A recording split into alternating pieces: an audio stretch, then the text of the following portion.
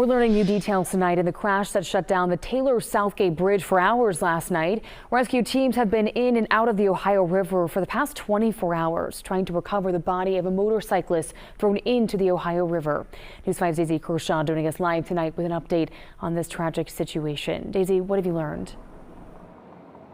Lindsay, Newport police say that the motorcyclist was seen crashing into the back of a car that was stopped on the bridge. We're told that they still don't have a positive identification, but they do believe they know who this person is, and they've notified family members.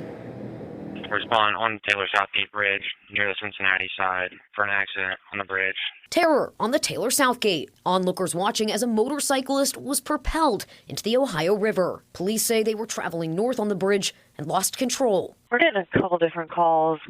First one come in and said that there was a vehicle that fell into the water with a person inside, and the second one saying that they witnessed somebody fall into the river. Two people jumping in to help, but powerful currents left them in need of rescuing. They're currently pulling two people out of the water. Calls to dispatch revealing what traffic cameras caught as this was all unfolding. I do have a view of a very big splash, and it appears to be at least one person in the water. The motorcyclist still hasn't been recovered.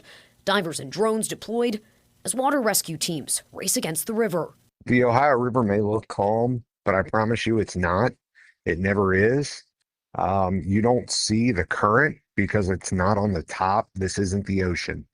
The current in the Ohio River is below the surface. Newport Fire Chief Frank Peluso saying this crash is a reminder to be careful in moving water and moving traffic. Pay attention and drive the speed limit. It's not clear yet if speed was a factor in this, but the chief says the facts are clear when it comes to the dangers of driving too fast. So the Taylor Southgate Bridge, the speed on that is 35 miles an hour. Those barriers are designed to turn vehicles back into the roadway at or below 35 miles an hour. That is why speed is critical.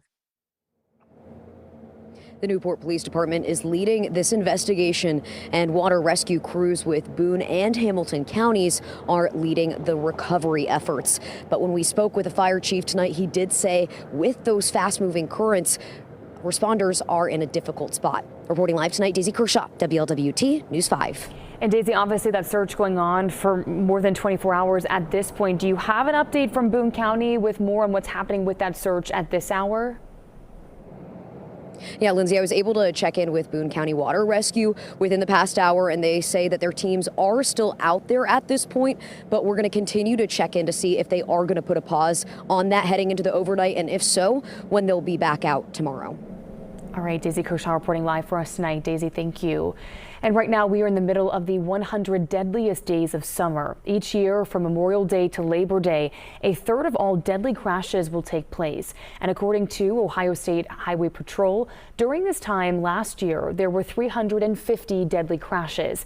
The total traffic deaths for the year was 1,077.